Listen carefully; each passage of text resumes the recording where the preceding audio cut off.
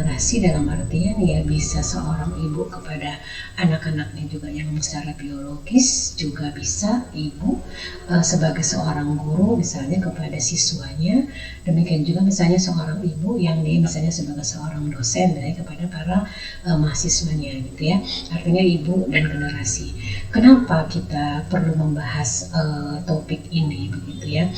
Satu, kita bisa melihat fakta kerusakan yang kita rasakan yang semakin parah begitu ya, sampai dengan hari ini. Tidak terasa kan kita ini sudah memasuki akhir tahun 2025 begitu kan, dimana kondisi yang kita rasakan itu pada semua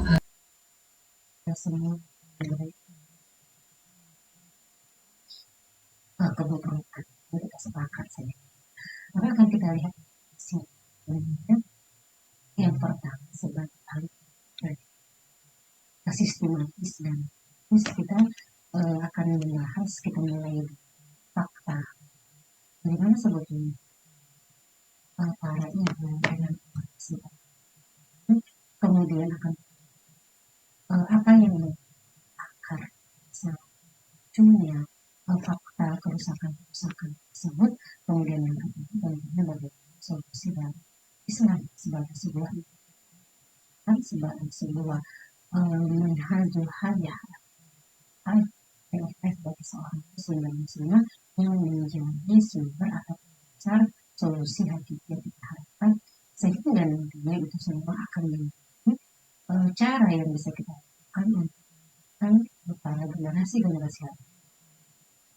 perubahan kita akan berpindah dari kondisi yang sekarang sudah mengalami kemudian dalam segala hal, mengalami krisis menjadi sekitar menuju perubahan dan kebahagiaan seluruh manusia.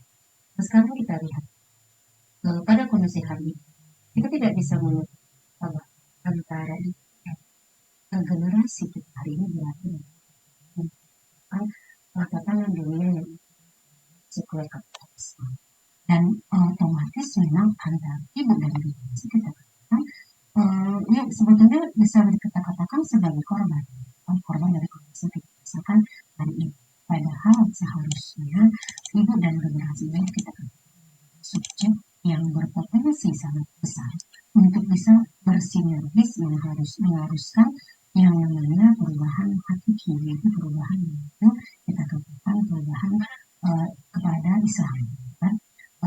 Bagaimana kita bisa mengatakan hal ini? Tentunya kita bisa melihat dari sejarah bagaimana kita mengenal seorang Muhammad Al-Fatih, bagaimana seorang Harun al-Rashid yang merupakan kita katakan generasi-generasi yang itu muncul dari adanya sinergitas gitu ya, dengan anaknya, sehingga bisa melahirkan tokoh-tokoh yang sangat kita kenal mendunia ya, bahkan ya kita akan bahan ya dunia dan akhirat dia akan kita akan kita tahu bagaimana seorang Rashid. Nah sekarang kita lihat ada dari dua sisi yang dari sisi ekonomi kita bahwa ibu dan generasi saat ini merupakan tumbal kesan dan Islam. Bagaimana kesenjangan sosial yang sangat dalam, sangat tajam ya, antara yang kaya dan miskin. Nah kemudian karena kita sekarang topiknya bagi dan generasi, nanti bapak-bapak jangan protes gitu ya. Bapak juga sama, itu nanti ada juga pembahasan yang lain gitu ya. Artinya di sini kita fokus dengan ibu dan generasi. Dari sisi politik juga sama, kebijakan pemerintah hari ini katakan pro kapitalis, pro oligarki dikatakan menciptakan lingkaran masalah yang merumuskan manusia pada yang itu kita katakan jelas antara baik sisi ekonomi dan sisi politisnya. Bahkan kita katakan yang sangat fatal hari ini kita melihat bagaimana karena masyarakat kita sebahagian besar dihadapkan kepada kemiskinan, mengakibatkan apa? Mereka terenggut kita ya, kemampuan mereka sebagai seorang insan kita yang harusnya bisa berpikir kritis. Sistem berpikir kan sudah dibukukan secara sistem. Maka apa yang muncul pada mereka? Mereka akan mengatakan bahwa menganggap realitas yang terjadi sebagai kewajaran saja pada hari ini. Kemudian di sisi yang lain, karena kita tahu bahwa setiap manusia mempunyai mempunyai potensi kita katakan tafkir ya, potensi yang seharusnya itu bisa mereka wujudkan untuk bisa memperjuangkan kondisi yang kita rasakan itu bukanlah suatu kewajaran, maka harus kita perjuangkan bersama. Maka di sini tadi dikatakan bahwa posisi ibu dan generasi ada pada posisi yang sama-sama sebagai korban daripada sistem. Sementara di sisi yang lain kita katakan kedua subjek ini memiliki potensi yang sangat besar untuk bisa berperan. Kan bagaimana agar kita bisa meraih yang namanya peradaban. Kenapa? Karena pada fitrahnya sebetulnya semua manusia punya potensi kehidupan yang Allah anugerahkan, yang Allah limpahkan. Itu apa? Potensi berpikir, tafkir, dimana nanti itu akan memunculkan berpikir kritis dan selalu ingin merubah suatu kondisi yang tidak baik menuju yang lebih baik, kondisi yang buruk menjadi baik. Dan tentunya itu kan berdasarkan apa? Berdasarkan bagaimana pemikiran dia diisi dengan apa? Dengan hasil. Ya. Ini kedua generasi ini harusnya punya potensi yang sama dan menjadi subjek gitu ya dalam merubah kondisi hari.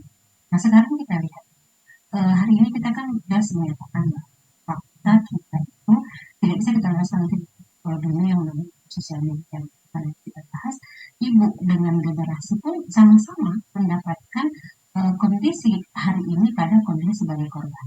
Kita bahas yang pertama dulu dari ibu ya.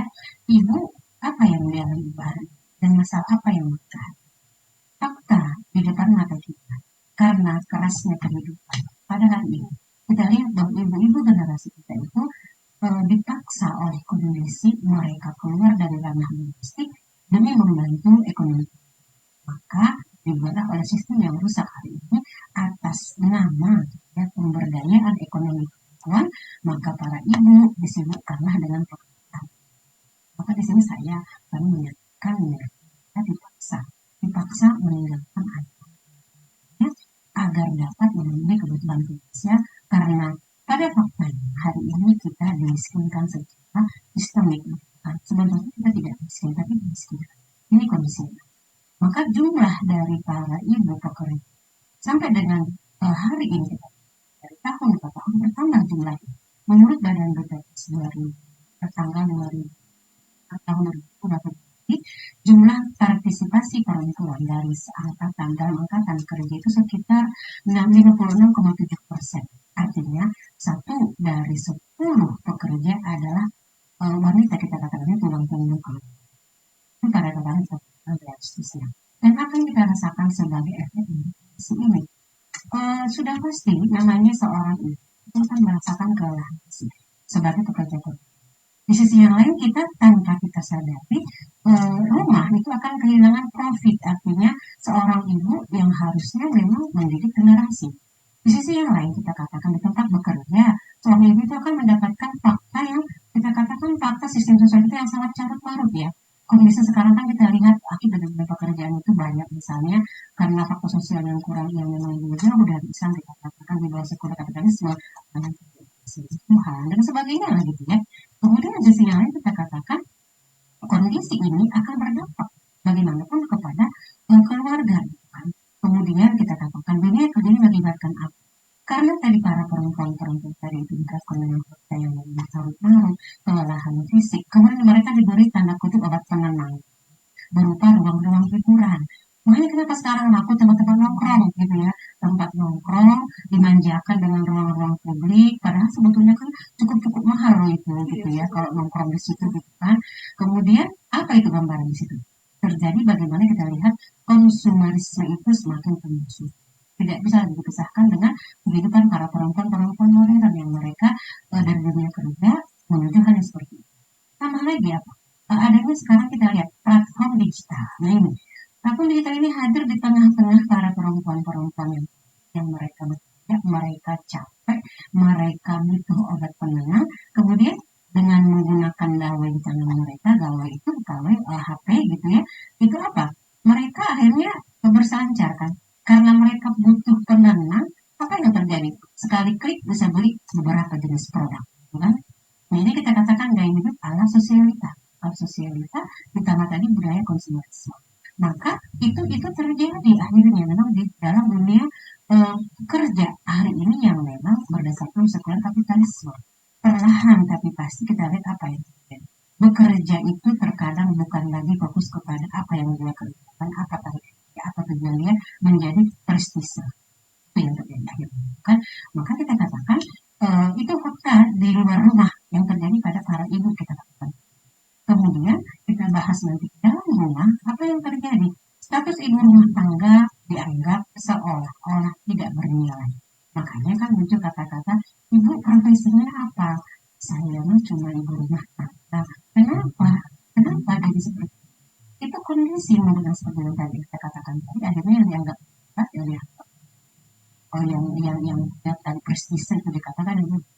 Tapi di sini kita katakan apa? Ibu-ibu hari ini pun ada fakta yang menunjukkan, kan pernah dulu kita membahas juga tentang Cinderella complex. Jadi ada kelelahan fisik dan secara psikis yang sebetulnya bertentangan dengan fitrah para ibu tersebut gitu. Makanya ciri yang paling mudah nanti kita bahas berikutnya pada generasi mungkin generasi yang kita katakan anak muda, ibu-ibu yang umumnya yang pulang ke rumah selalu bawa tentengan. Tapi kalau bapak-bapak jangan. Kenapa? Karena katanya, saya ini dapat juga sudah dari beberapa orang ya. Ternyata kalau ibu keluar rumah itu pikirannya di rumah. Jadi kalau dia pulang pasti ingat tentengan buat ke rumah. Jadi ini kita katakan contoh sederhana sebenarnya kompleks karena memang nggak fitrahnya sebetulnya seorang wanita itu untuk dia harus keluar rumah. Maka kita katakan kondisi ini mengakibatkan akhirnya generasi kita tumbuh di bawah asuhan yang harusnya oleh ibu yang melahirkannya akan menjadi beralih kepada itu fakta dari mas berbicara tentang para generasi. Nah sekarang kita bagaimana tidak fakta yang hari ini semakin dengan globalisasi ya akhirnya apa generasi kita sekarang sama konten digital dan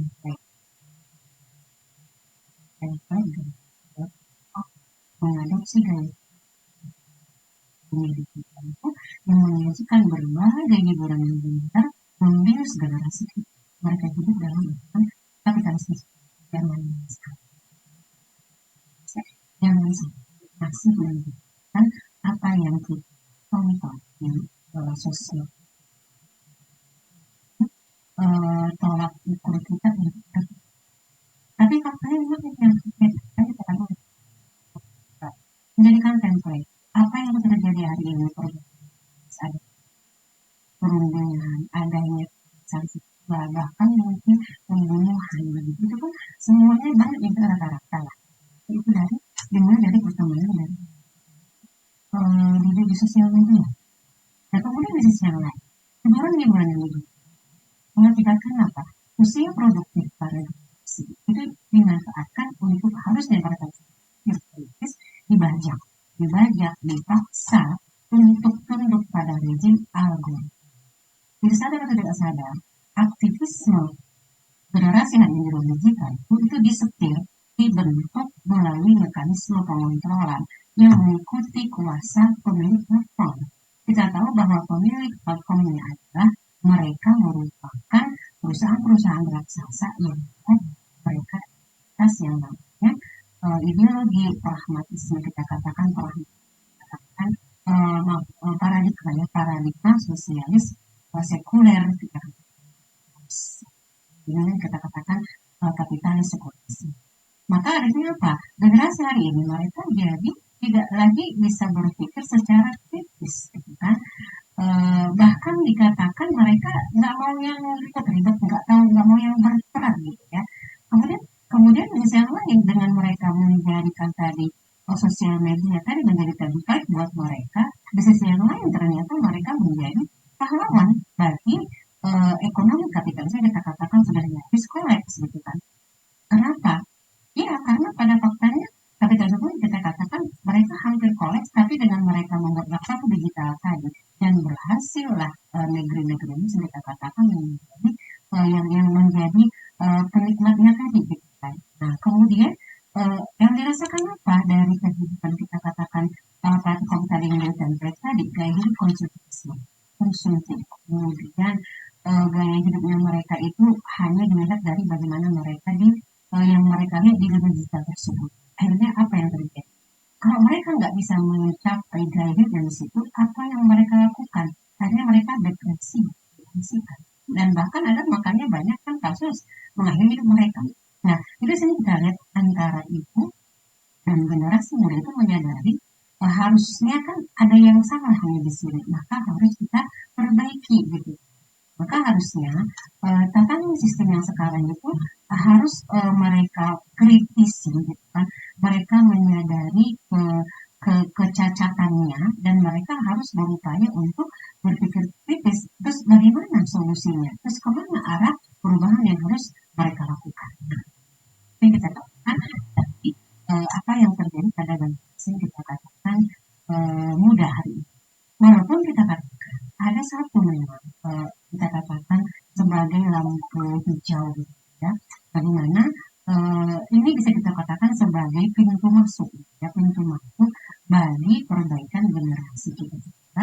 Walaupun mereka itu sudah kita katakan betul-betul menjadi korban dari platform-platform yang tadi kita katakan yang di bawah kapitalisme global gitu ya, maka sebetulnya ada juga kita katakan generasi-generasi yang mereka tersadarkan, hanya belum jelas mereka kemana arah perubahan yang mereka. Mungkin kita pernah dulu bagaimana adanya yang dikatakan dengan generasi rimpang, ya kan? Fenomena gerakan rimpang oleh para generasi kita katakan terutama itu kan itu merupakan manifestasi adanya generasi muda yang mereka sebetulnya marah, kemarahan mereka, kekecewaan mereka yang merasakan kezaliman, termasuk yang mereka saksikan melalui beranda-beranda mereka di media sosial. Contohnya adanya gerakan Indonesia Gelap, gitu kan, atau adanya gerakan apa itu dulu yang ke luar negeri gitu ya, kabur aja dulu, nah kabur aja dulu gitu kan, atau yang terbaru kan aksi 25 Agustus dan yang mana kita mengatakan bahwa aksi ini itu kan protes melalui banyaknya tagar-tagar yang dilakukan di sosial media. Mampu ternyata kan menggerakkan para generasi muda turun ke jalan untuk menyuarakan aspirasi mereka. Hanya dari sini kegerakan rimpang tidak mempunyai kepemimpinannya kemana, yang membawa mereka kemana arah perubahan yang mereka harapkan, apa landasan perubahan mereka, gitu kan, apa yang mau mereka tuju. Maka kita katakan gerakan rimpang ini sebetulnya sudah menjadi posisi yang sangat besar sebagai pintu masuk, begitu kan, bagi para generasi baru untuk terlibat, untuk mulai berpikir kritis, kemudian nanti mereka terlibat dalam aksi politik yang kita katakan dengan visi misi yang jelas, gitu kan, struktur yang jelas, transformasi ke arah mana mereka akan lakukan juga jelas, dan gerakan-gerakan ini harus merupakan gerakan-gerakan kita katakan bergerak berdasarkan pemikiran, begitu, pemikiran yang tadi, kemudian mereka memahami betul, mengkritisi kecacatan dari sistem hari ini yang tadi mereka mengatakan mereka emosi dan sebagainya, dan mereka harus mengetahui kemana arah yang harus mereka tuju perubahan. Ini kita katakan, jadi kalau tadi dikatakan sudah sangat kondisi generasi, tapi ternyata ada kok gitu ya, ada harapan mereka ternyata bisa diajak ke arah perubahan, hanya butuh gitu ya, butuh bagaimana pembinaan buat mereka, kemana arah yang harus mereka dukung dari perubahan tersebut. Nah, itu kita katakan nanti kalau bicara kepada para generasi. Nah, sekarang kita lihat bagaimana dengan solusi yang kita katakan peran-peran ibu. Tadi sudah kita bahas bagaimana kondisi kerusakan dari para ibu. Ada beberapa karakter yang harus dimiliki oleh seorang ibu yang dikatakan yang akan berperanan nanti secara sinergis dengan para anak-anak yang akan dia hidup tentunya menuju kepada perubahan tersebut. Yang pertama, seorang ibu itu karakternya harus memiliki keimanan. Ini sudah hal yang pasti tidak bisa ditawar-tawar. Kenapa? Karena dasar kita beramal pun harus dengan iman dan takwa, kan? Maka seorang ibu yang menjadi ibu peradaban haruslah memang menunjukkan dasar dia harus punya karakter keimanan yang kuat, kemudian ketakwaan yang kuat dilandasi oleh keimanan yang kuat.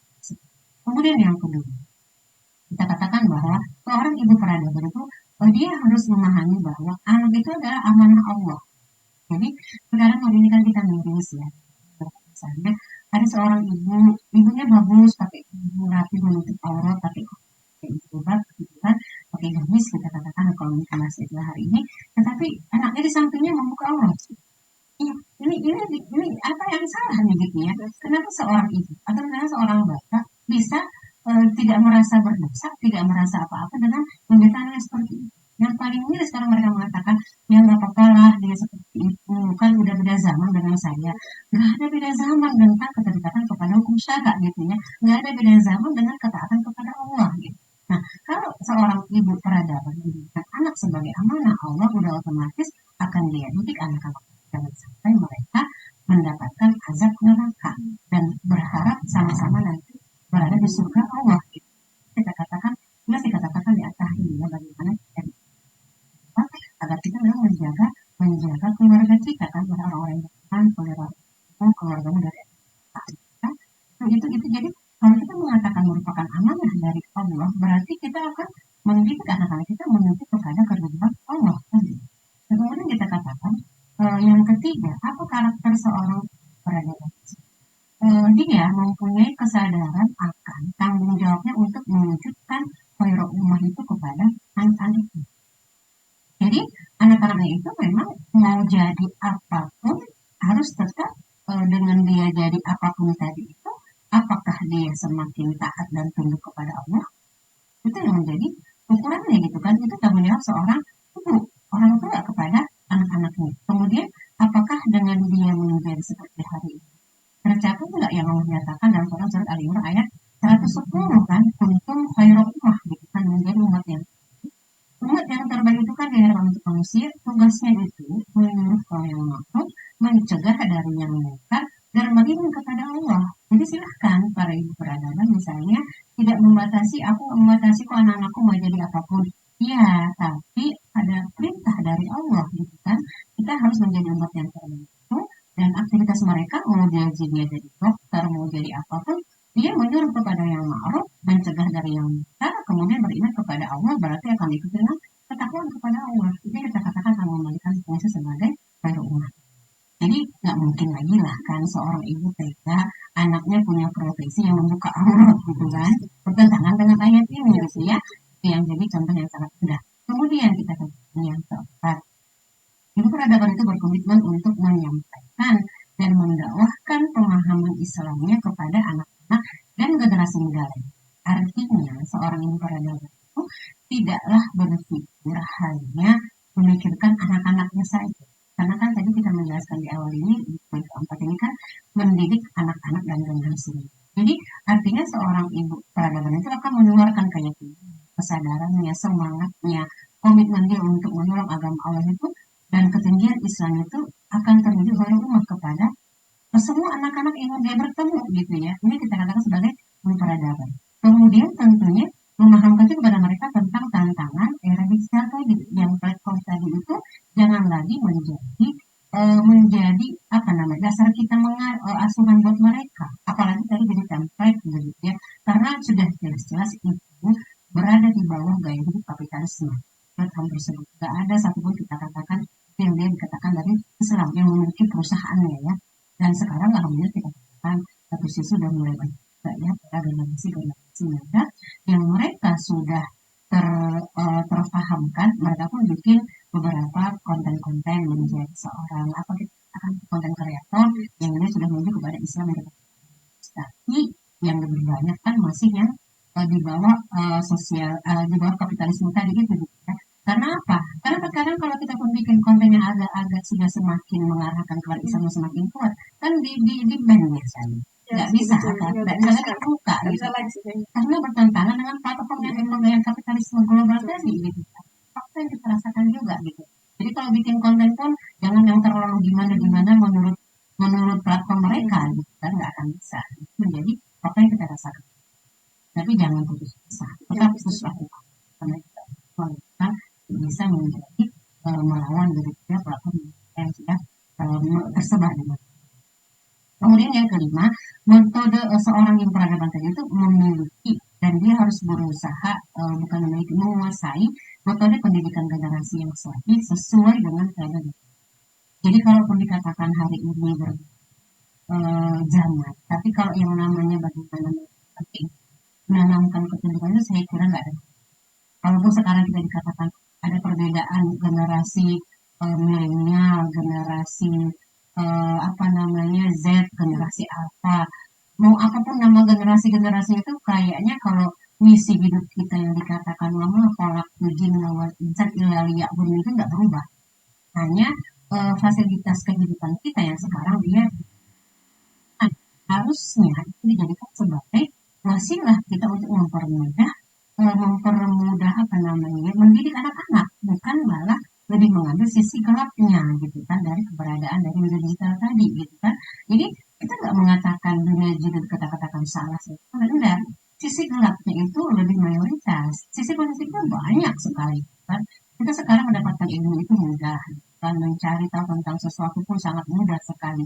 Tapi jangan salah, yang kita khawatirkan generasi-generasi kita itu masih lebih banyak mereka mengambil sisi gelapnya. Itu yang menjadi masalah. Maka seorang ibu peradaban tadi, metode pendidikan generasi itu harus tetap berdasarkan kepada Rasulullah, tapi nanti masalah bagaimana usulnya, bagaimana wasilahnya, silakan. Itu nanti disesuaikan dengan anak-anak kita. Anak-anak sekarang itu kan kalau yang SMA, SMP kan udah Gen Alpha kayaknya ya. Kalau Gen Z kan yang kuliah-kuliah lah. Nah, sesuaikan. Apakah seorang ibu peranakan harus punya TikTok? Anak-anaknya kan punya TikTok. Pas agar dia bisa mengontrol, dia harus punya TikTok juga gitu kan. Punya IG misalnya, punya Facebook misalnya dan sebagainya itu. Tapi tujuannya apa? Untuk dia juga jadi nanti bagaimana seni dia untuk berdakwah, bagaimana seni dia untuk mendidik anak-anak kan nanti akan sesuai dengan dunia mereka. Tapi menurut saya nih, kontennya kayaknya masih sama, keimanan, kekuasaan. Nah, itu yang kita katakan menguasai metode pendidikan generasi itu tetap harus berlandaskan kepada peraturan Rasulullah, tapi masalah maksudnya bagaimana wasilahnya gitu kita sesuaikan lah. Karena zaman sekarang itu kan udah nggak bisa ke anak-anak itu misalnya duduk, ini ada yang mau saya jelaskan, mau jelaskan sama ibu. Udah nggak bisa sekarang deh. Nah, udah nggak bisa, itu kan wasilah berarti kan. Tapi bagaimana seorang ibu itu untuk menasihati anaknya itu kan masih sama kan tentang bagaimana menyampaikan tentang seperti ini loh agar Allah sayang kita, agar kita tidak masuk ke dalam neraka, agar kita masuk surga bersama, kan sama gitu kan. Jadi metodenya harus dipelajari sesuai dengan zaman. Ini tadi kita lihat dengan yang keenam, bagaimana dikatakan bahwa seorang ibadah itu adanya kebutuhan untuk menaikkan skill komunikasi. Ya, jadi artinya seorang ibu harus mampu menyampaikan kebenaran Islam itu, keagungan Islam itu dengan lebih baik dan yang mudah dipahami oleh anak-anak kan. Itu yang kita katakan perbedaannya. Bahkan kalau kita zaman dulu, kalau saya nih pengalaman pribadi, kalau sudah orang tua ngomong itu kan kita kadang dulu nggak berani ngomong tuh, paling diem aja nih. Kalau anak-anak sekarang kan enggak, bahkan kadang dia balikin kepada kita. Ah, mama bilang kayak gini, kemarin mama kayak gitu. Nah, itu kan tantangan tuh, tantangan. Tapi jangan juga jadinya apa namanya komunikasi itu jadi malah berbohong. Nah, ini hukum syara berbohong kita tidak boleh gitu kan.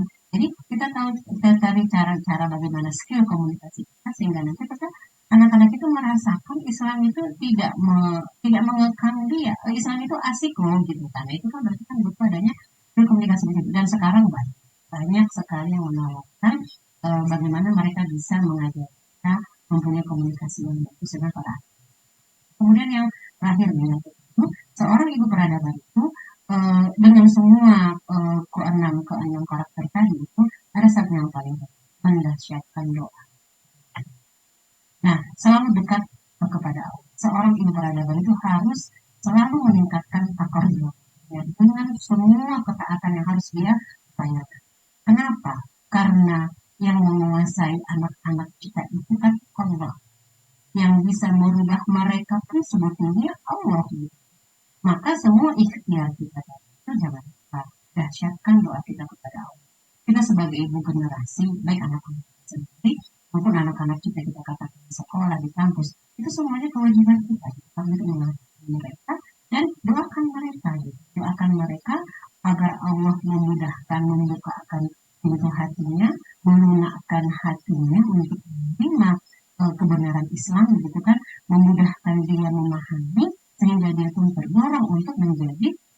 bagian dari generasi akan menjadi generasi pelopor perubahan pikir.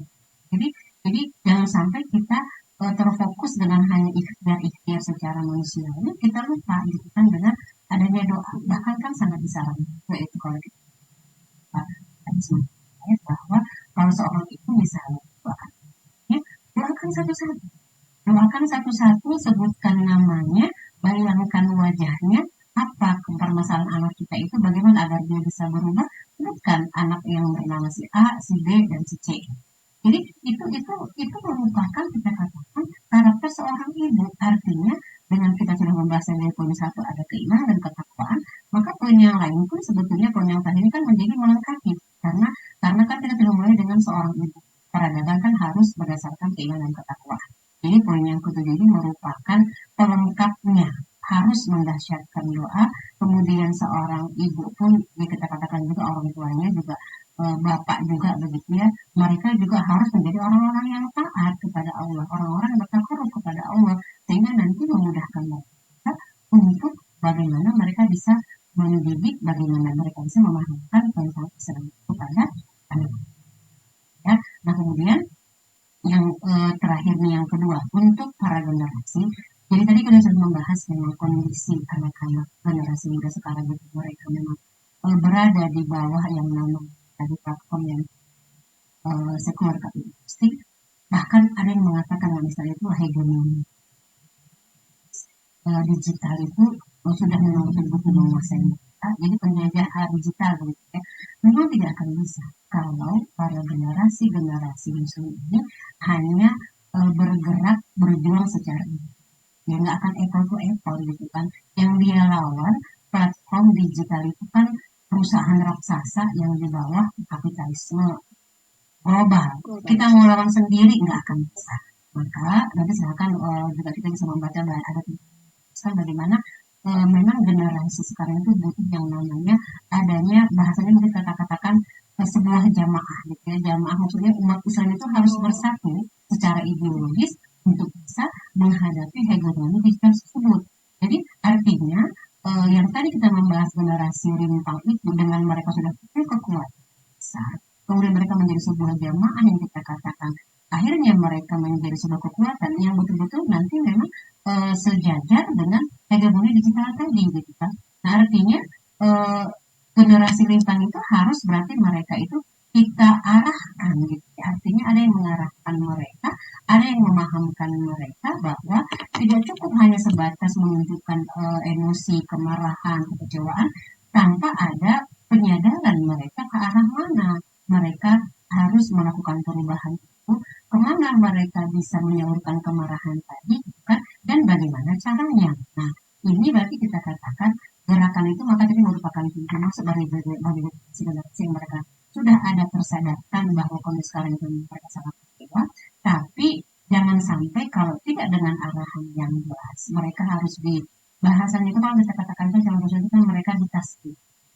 Nah, dibina oleh Rasulullah kan para sahabat itu kemudian mereka menjadi orang-orang yang mempunyai saksi yang Islamnya, punya pemikiran Islam, punya kita katakan pola sikap Islam, dan mereka menjadi representatif dari Islam itu. Maka mereka akan tepat juga cara jalan apa yang harus mereka lalui untuk mewujudkan kembali peradaban Islam itu. Kalau tidak seperti itu, nanti beresiko, nanti akhirnya kalau dia hanya sekedar generasi yang kayak kemarin itu dia nanti viral selesai hilang, viral selesai hilang. Nanti paling muncul lagi aktor yang baru gitu kan, aktor yang baru. Akhirnya itu akan berulang saja, nggak ada ke arah yang kita harapkan.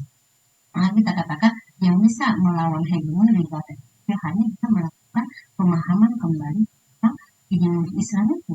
Karena kalau di ideologi kan lawannya harus ideologi gitu kan, maka ideologi Islam itu harus dipahami, dipelajari kembali agar nanti mereka bisa memposisikan bahwa oh berarti memang hegemoni di zahir itu kan sudah di bawah gaya hidup kita katakan ideologi dari kapitalisme. Berarti mereka harus memantapkan diri mereka seperti para sahabat tadi gitu kan.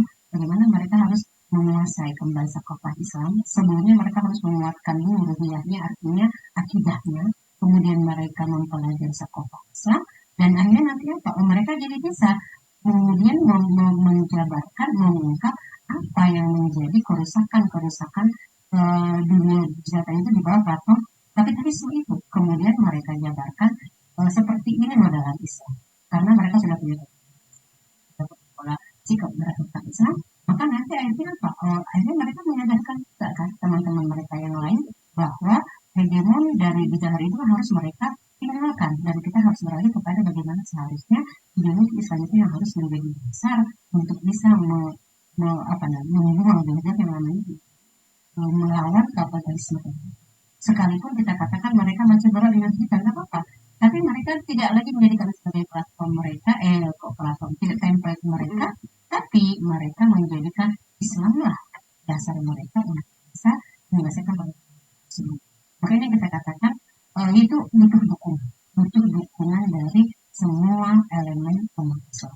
Maka kita minta ada yang namanya elemen itu apa saja secara kemudian tingkat masyarakat atau keluarga kita katakan atau mungkin sekolah misalnya kalau mereka sekolah baru kita katakan tingkatan negara atau yang kita katakan pihak yang akan memberikan.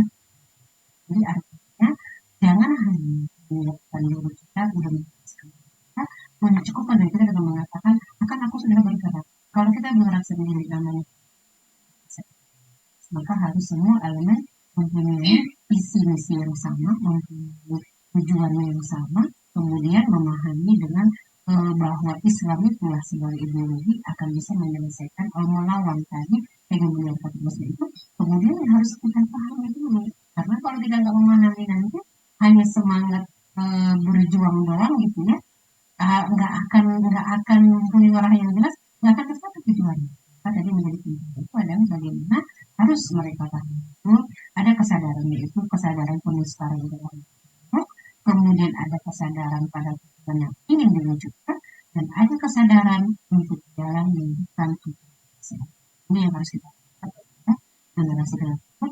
Sekalipun tadi mereka mengatakan kita menyampaikan kepada mereka dengan dunia digital yang sekarang betul mereka tapi jangan keluar dari konsep ini. Jadi pembinaan generasi itu harus berdasarkan kepada 3 hal. Jadi mereka sadar sekarang dari kesini buruk, tapi kan mereka nggak menikmati. Yang kedua, kesadaran pada tujuan yang ingin diwujudkan. Yang ketiga, kesadaran akan jalan untuk mewujudkan tersebut juga sudah jelas. Saya kira ini sama, baik pada generasi maupun pada ibu-ibu tadi sebagai perantara. Kondisi sekarang itu berarti pada katakan dan mereka sadar kemana tujuan yang mereka harus tuju untuk merubah kondisi tersebut dan mereka harus memahami dan sadar ada jalan untuk semuanya itu dengan cara dan itu sunnah Rasulullah dan terus ada cara bagaimana dakwah mulai sampai dengan ini ada khulafah Rasyidin sampai ada dan saya kira contoh realitas sejarah itu sangat banyak. Kita harus mau mempelajarinya agar bisa melengkapi apa yang harus kita lakukan untuk menjadi seorang yang pelopor perubahan. Saya kembalikan. Oke, karena waktu juga sudah terbatas ya, tadi hanya tinggal 2 menit lagi ini. Boleh langsung saja ke closing statement kita untuk closing. Ya, apa ini saja? Question. Ya, saja. Ya, jadi kalau kita kembali ke kan sinergitas antara untuk mewujudkan generasi sebagai ya, di sini PR kita bersama semua menyadarkan diri kita kondisi kita sekarang sebagai ibu pada generasi artinya tidak baik saja demikian juga dengan generasi ini dengan ya platformnya ini kemudian apa yang harus kita lakukan untuk kondisi ini maka para ibu baik para generasi pun kita harus kembali untuk mencari bahwa Islam itulah yang menjadi solusi lintas dari semua permasalahan. Dan ada perintah kepada kita, ya ayyuhalladzina amanu udkhulu fi silmi kafah, gitu kan? Orang-orang yang beriman, masuklah kalian ke dalamnya secara kafah. Artinya apapun permasalahan kita pelajari Islam sebagai sebuah kita katakan nahajah. Maka semua permasalahan itu dengan kita pada Islam maka akan bisa kita dapatkan solusi. Bagaimana caranya? Ada satu lagi, Maka pelajarilah bagaimana Rasulullah dalam dakwah, bagaimana Rasul itu memperjuangkan Islam dengan para sahabat, kemudian bagaimana Rasul juga dengan para, kita katakan, istri Rasul mendidik generasi-generasi pada itu. Kemudian dan bagaimana kita juga bisa banyak membaca tadi misalnya seorang Muhammad Fatih, seorang Harun Al-Rashid, kita juga dari ibu-ibu dan generasi yang mereka bisa melakukan perubahan secara linguistik. Artinya kita sebagai ibu peradaban dan juga Ananda sekalian, saya katakan mau generasi apapun, Ananda mau Gen Z, mau milenial, mau alpha, mau apapun, tetap yang namanya seorang muslim, seorang muslimah harus menjadikan Islam itu sebagai way of, harus mempelajari Islam, jadi harus memahamkan diri kita sebagai seorang muslim agar tetap menjadi seorang yang jadi pola pikirnya berdasarkan Islam, kemudian pola sikapnya pun tidak boleh bertentangan dengan apa yang menjadi syariat Allah dan Rasul. Dan inilah yang kita katakan menjadi tujuan dari yang namanya pendidikan itu kali dalam Islam. Dan sebagai seorang muslim, tujuan kita itu kan hanya ada dua ya, Pak. Kalau tidak masuk surga, masuk ridho Allah menjadi tujuannya. Yakinlah dengan itu mengantar kita dan kemudian terima kasih. Assalamualaikum warahmatullahi wabarakatuh. Waalaikumsalam warahmatullahi wabarakatuh. Ya, rekan-rekan, itu dia ya materi kita di siang hari ini. Semoga menambah wawasan untuk kita semua dan menjadi pelajaran. Apapun kondisi di hari ini ya, tentunya bisa menambah wawasan kita di setiap harinya ya. Dan itu dia tausiah kita di hari ini. Mohon maaf apabila ada salah kata dan akhir kata dari dia juga. Wassalamualaikum warahmatullahi wabarakatuh.